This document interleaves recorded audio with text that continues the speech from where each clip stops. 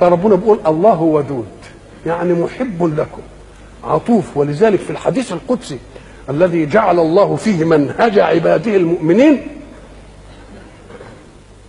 يقول الله عز وجل: يا ابن آدم لا تخافن من ذي سلطان ما دام سلطاني باقيا، وسلطاني لا ينفد أبدا. يا ابن آدم لا تخشى من ضيق الرزق، وخزائني ملآنة وخزائني لا تنفد أبدا. يا ابن آدم خلقتك للعبادة فلا تلعب، وضمنت لك رزقك فلا تتعب.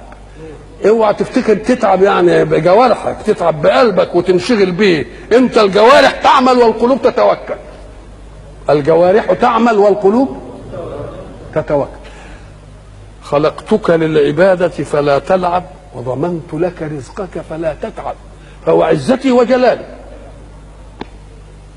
إن رضيت بما قسمته لك أرحت قلبك وبدنك، وكنت عندي محمودا. وإن أنت لم ترض بما قسمته لك فوعزتي وجلالي لأسلطن عليك الدنيا تركض فيها ركض الوحوش في البرية، ثم لا يكون لك منها إلا ما قسمته لك.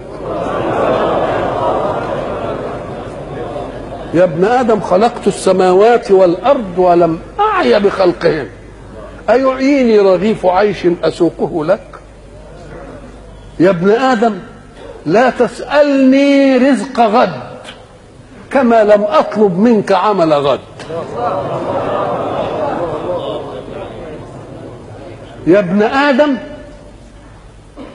أنا لك محب، هي دي بتاع ودود بقى، أنا لك فبحقي عليك كن لي محبا.